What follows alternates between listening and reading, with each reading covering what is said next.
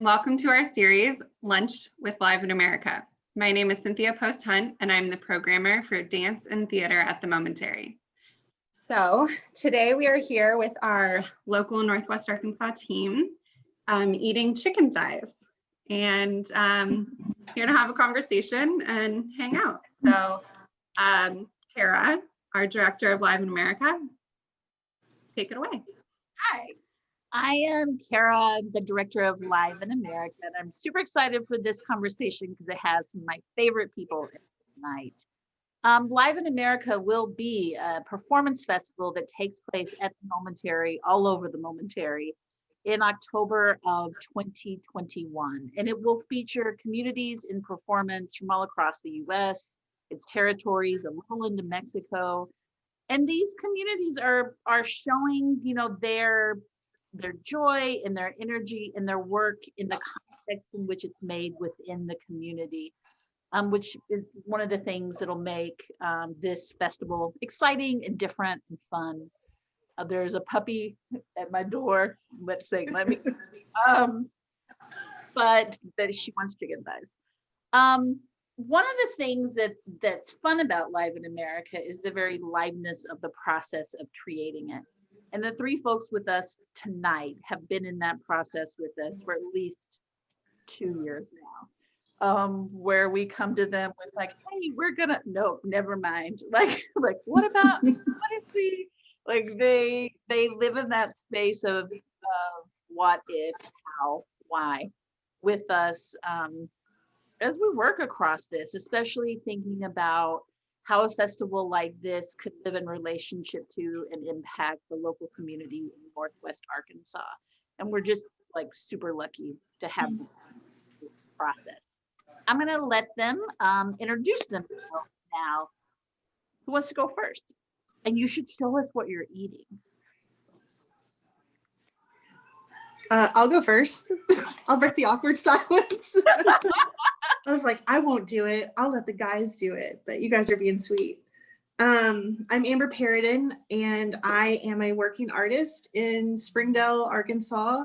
I have a studio that I work from downtown with my husband, who's also a practicing artist.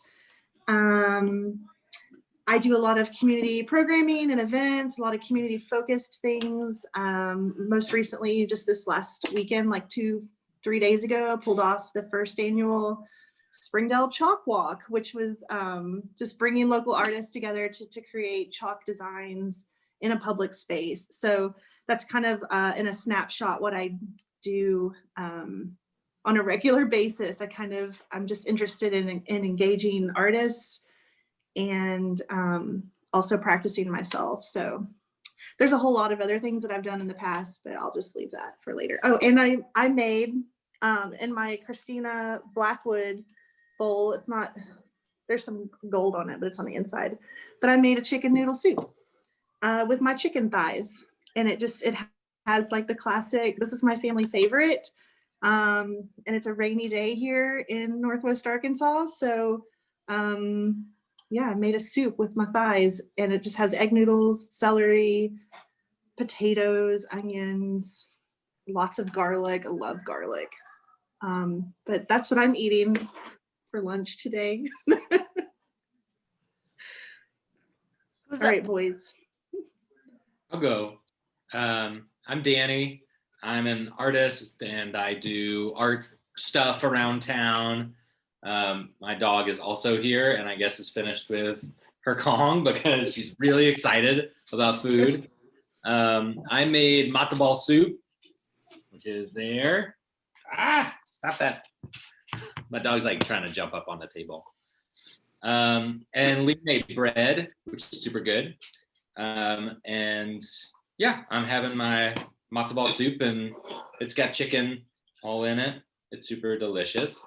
There's a matzo ball. And my bowl is, I was saying, it's from Nathan Falter, who runs Springfield Pottery out of Springfield, Missouri, which is just a little north of us. So yeah, that's me. Hi. Hey, Danny. Well, I'm Octavio. I live in Fayetteville, but I'm originally from Mexico City. And thinking about all these references with culture and and being an artist. I'm a visual artist, and I do mostly right now programming with murals and public art, and trying to connect artists from many different places to do amazing things. Something I really like is kind of transform spaces to provide an interesting environment where other people can do good stuff, any kind of great things. And thinking about Mexico and all that heritage, I did this. There's like, it looks very fancy, but I mean, it's just mole, Mexican mole, green mole with rice and poblano pepper and chicken thighs and a glass of mezcal in a very traditional guaje glass, which is a seed, and it's like a little coconut thing. And yeah, I'm actually waiting for breaking everything in pieces and eat it just for you to see before it's cold. And that's yeah, what I'm sharing with you now, guys. I'm very happy to be here. We're happy to have you. Mole was like, my grandma would make mole. It was, Oh, really? I thought every kid had mole growing up. I thought wrong. In the US, maybe. So the green mole, what is in your green mole? Well, it's made with a lot of different peppers, but instead of red peppers, there are green peppers. So like poblano, jalapeno, and all the spices are green. So it's very intentionally green originally from everything that is there. Corn, there are like at least recognized like 30 things when people make mole. I of course I couldn't do that. Yeah. But if you put everything together in a little mill and you grind everything together, adding oil until you have this little kind of clay thing. Mm-hmm. You add chicken broth and then you make this sauce as thick as you want. Yep. Mm. And you can make it in any colors, yellow, green, red. I didn't see blue before, but probably you can. This time. Yes. This is actually super indicative of what has just happened of all our conversations, in that there's a bunch of foodies on this Zoom together, and a lot of the ways I think that we get comfortable with one another and we learn one another starts with just gathering and eating and drinking mezcal. That's happened. This is like pretty standard for how we work together as a group. We thought today we would start with the same question. I think we'll start across all these communities with this question. It's pretty simple, also kind of hard. Can you all talk to us about what America means to you? That's such a good question. Hard. No, we're all eating lunch, Carra. We're not doing that right now. Yeah, this is how we break through questions. Slurping.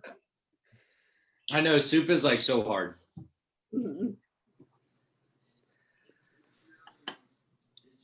I think there's like a billion different answers to that.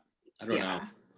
And some could be like full positive and some could be full negative. And I think there's just like a million different ways. And I think for me, it changes daily depending on the news. So for the last like little while, it's been super negative because of the news. And I don't know. Hopefully it won't continue. No, it'll probably continue to be kind of negative.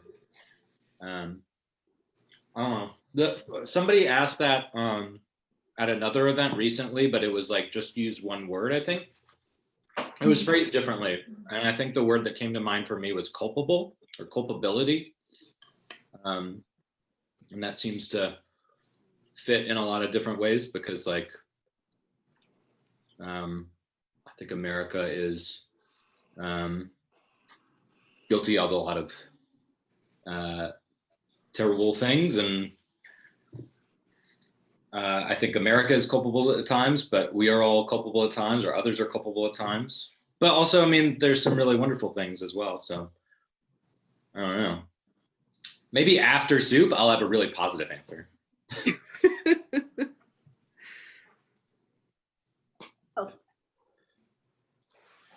Can I jump in? Yeah, do it, Octavio. It's hard for me being foreign guy, and I used to think that I had the answer for that. But I think that for me, at least, right now what I can see is like two different things, which is America as the national identity, the state, the country, and America as Americans. And I think that I like to understand America through Americans, like its people. And in that way, it's a super rich country.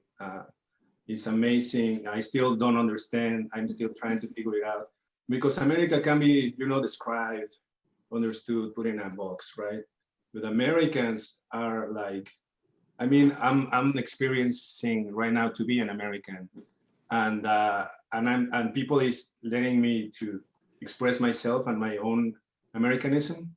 So I think that America, in Americans terms, is like growing and amazingly crazy and full of labyrinths, and it's very, I think that's what we want to do right now, right? It's like the regions and all that massive country is there, and we can do anthropology of that, or or geography, but actually the sociology of that, like, is so rich and so vast that is still actually amazes me, and it's incredible. It's incredible.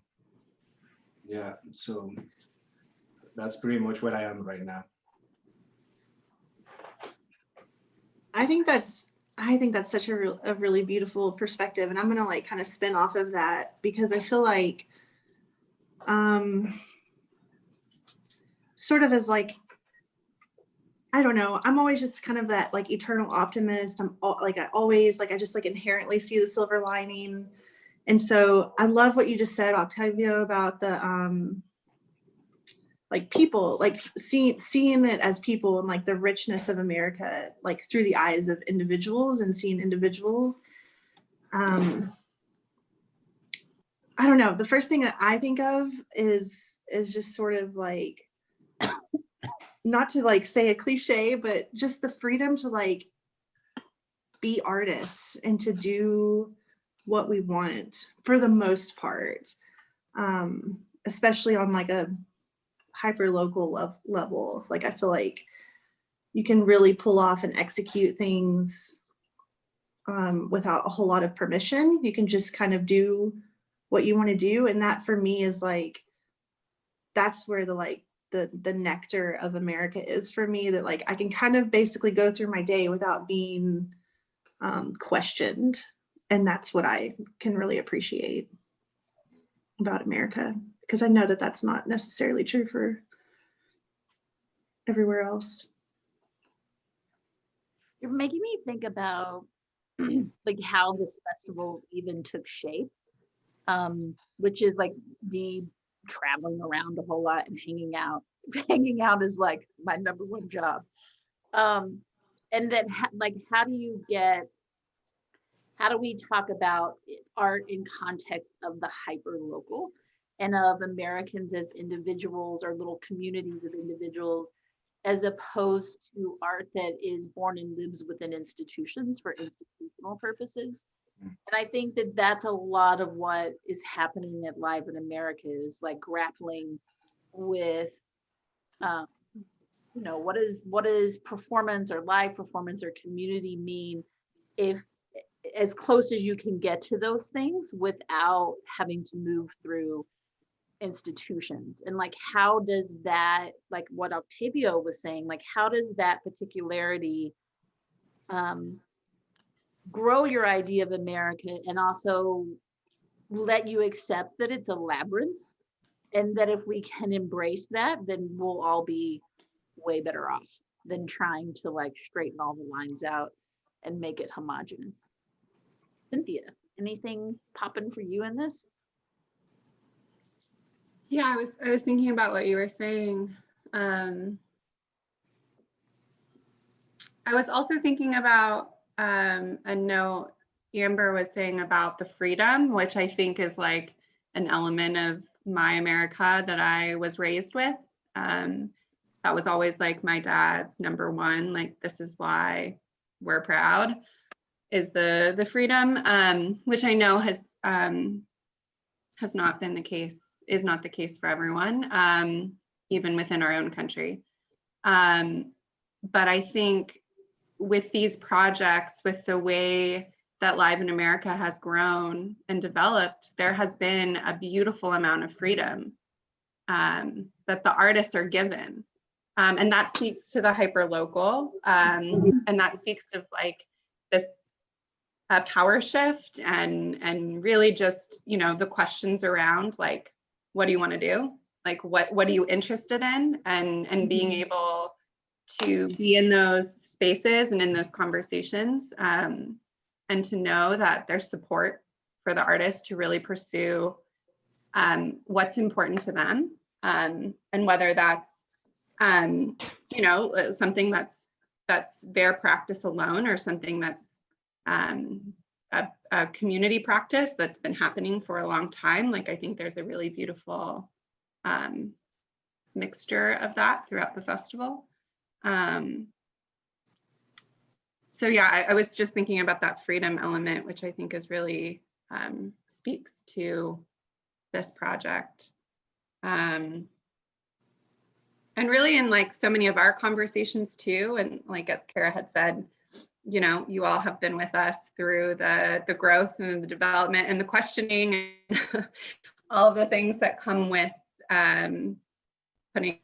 putting together something of this caliber and of the size. And so I maybe kind of jumping into our local community and thinking about, you know, how we've talked about performance, how we've talked about liveness, how we've like dreamt and played. I didn't know if any of you wanted to talk about that a little bit.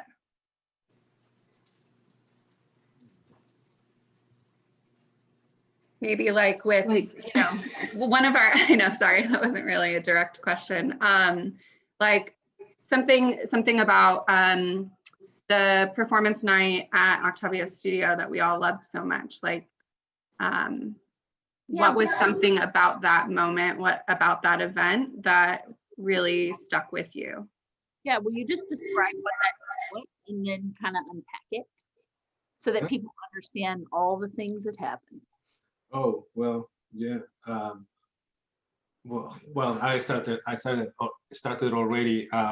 We did this event a few months ago, last year, trying to just highlight a few neighbors in Fayetteville with specific talents before to discover that we had like amazing talent. I mean, like collectively discovering. We know a lot of people all together. We did an effort to put this talent together in a very diverse way. And actually, something that just like came like to my mind right now, listening Carra saying homogeneous. I think that as an artist, I feel like this America and Americans concepts is like the battle between like a state trying to create something homogeneous, right? Like this is what we are, and then the people saying, oh, we are not just that. We are a lot of other things, and we are creative, and we are not homogeneous. We are actually very diverse. And the diversity, I think that I missed saying that in my first answer. Like this is such a diverse place that in a place like South Fayetteville, we have African neighbors, African American neighbors, Mexican, Latino, Marshallese, all kind of people from the United States, from all around, like South, North, East, West, in a neighbor that is not that sparkling, you know. And then what we wanted to do is like, why is not that sparkling, right? Like, should be like sparkling. And so moving some things there, we shake the horror nest, right? Like, and something happened incredibly, and we had this experience that I think that it was the purest expression of a diverse community, because no one expected really that could happen at the end. Like the motif, the concept was movement, and everything was about body movement with music and performance. And at some point in the second performance we had, people was just like all dancing. And I think that, yeah, you can take it from there, guys, but that was pretty much the set. Incredible. Yeah, Yeah. that was it was a really special night. I think too, like coming back to that, and like what made that like really special was sort of that like surprise element, because we were just sort of, it was almost like just a block party that was programmed really well. And so it was really nice to see like some skateboarders just like happening to come by, and then neighbors coming by and talking to other neighbors and like whispering like what the hell's going on here, and then knowing that like it was for them, and like everyone was invited to stay. And then like you were saying, like sort of that that last phase of that event, like everyone was kind of called in to just like, we're all in this together, and now we're all going to just start dancing. And it was like nobody was left alone. Like everybody was moving. And so I think that it was just that like camaraderie, and back to that thing of like freedom and permission. You know, it's like people almost just needed a reason to come together, and that was just like a really easy way to just say like, this is it. Like we're coming to you, and you get to come out of your house. And I think just that permission to just like move around in your neighborhood a little bit differently than you're used to, and then seeing neighbors and like kind of solidifying that for people to like meet their neighbors in a different capacity was really nice to witness too. I think too, you know, it was Octavio's studio, and I really feel like the level of hosting and welcoming that happened in that space, from everyone who was involved with helping you set up, and it felt like, yeah, we helped facilitate this event, but really it felt like it wasn't, all we did was like say, hey, this should happen, here's some, you know, but like really it felt like the neighborhood, it felt like the community was the one who said like, oh, this is ours, you know, like everyone who helped us block off the streets and like invite people and all of those things. And I think, yeah, there was a really beautiful level of like hosting that was able to happen in that space because of your like relationship to the community too. So yeah. Oh, thank you. Yeah, I don't know. I think we build community through these kind of approaches, right? Like we yeah, I mean we did this other one in Amber studio, and we had pretty much the same answer. And it was just like a little alley, so people couldn't really just walk by. We had Log in this space because it's completely open, and everyone driving, walking can see it and approach, and that's also very lucky about this space. But we gained some momentum with this, just bring a platform for other artists to express themselves, sometimes even like very unrelated as poetry and then hip hop, Latino hip hop. That is kind of not related, but it's super related, right? And it was just like this change of like waves, the tide was moving, it never stopped. And yeah, I think that we envision, at least in Live in America, like this is what we are looking for, like moving, letting this tide to navigate, like just being like here, like trying to put some you know, elements to say through here, follow this, follow that, and let the things to happen. We are just really facilitating these things. We've had like good luck to let y'all program these, I mean, a variety of styles and events for a couple of months now. And those things, these events, like being learning spaces to think about, like, what does it mean to host people really well? How do you make people feel welcome? How do we shift invitations into art from being transactional to relational? What does it mean? Like, how can we like do this and let programming for the festival come out of these interactions, as opposed to saying, here's what we're programming now, you should come do, like, now this is what we're doing. But in fact, like, the programming that will come out of Northwest Arkansas is completely based in the work that you did, and then completely like trying to think through, like, how do you program a wave? How do you make a show into a wave? We will see. Like, that's a question that we have, but that's where we're headed in Northwest Arkansas. And thinking about hosting, thinking about waves, thinking about welcoming. Yeah, we talked a lot about like comfort and in presenting people with like the unknown, or like some like not being aware of what's going on, like y'all were talking about, but people are comfortable in that, and people like that, and people kind of, we've at least partially found that everybody is really excited when that happens, and it's nice when it's like you go into a space, you don't know what to expect, but you're in a welcoming, like comfortable space, and that alone is enough to like give people something that is not always there. Right. It's interesting how often, just in general, we ask people to take risks inside of spaces that are discomforting to them.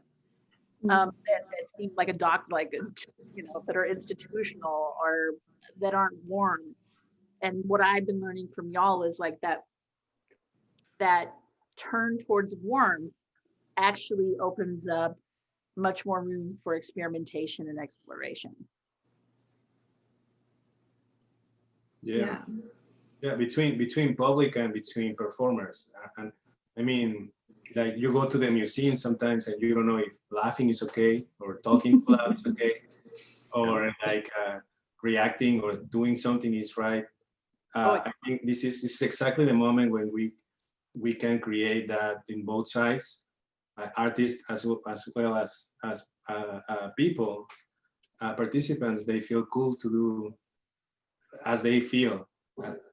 Even to leave without being like feeling bad, I don't like this, just walk away. But just that freedom, I think is amazing.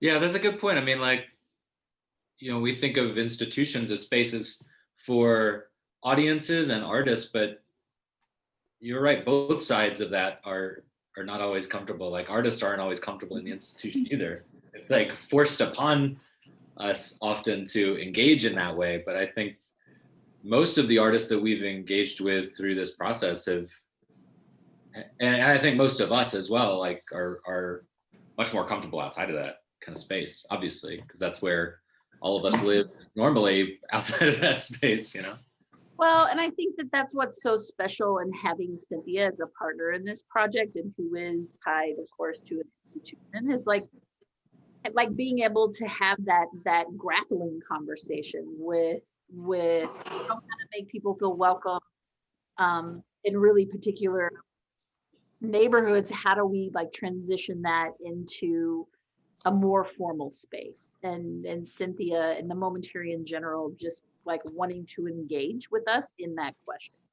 And sometimes we'll be good at knowing the answer, and sometimes we will fail. I mean, and that's sort of a part of our process as well. Yeah.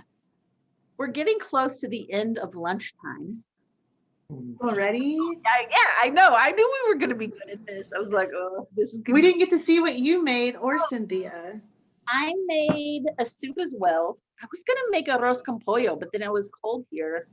Like looking like I can see you. Yeah, raise your bowl up. We can't see This it. is a bowl that my younger sister made. It's a And good bowl. it's like a wild rice, chicken thigh, and kale sort of. And I put red pepper flakes in it, and it's making my nose run. That happens. I made chicken thighs, but it's a jerk recipe, jerk seasoning that my friend just gave me. So I thought I would try it out. And I too, my mouth is on fire. But I used to work at a vegan restaurant, and that's actually how I started eating jerk chicken, was like a jerk tofu situation. And I loved that flavor. So now I eat the chicken version, but it's very good. I've been But like, I'm very sad I don't have mine in a bowl. So just want to like slurp my soup, but I've been trying to hold back. Do it. Do it. Slurp it. I would like to hear it. Let's on a slurp. Oh, Didn't hear I you. couldn't hear. Could you get a little closer? I'm gonna get soup all over my computer. If I do that. I'm like fully covered in soup right now. What does your sweater Yeah. say too? Yeah, by I the need way? to know. What's your sweater say?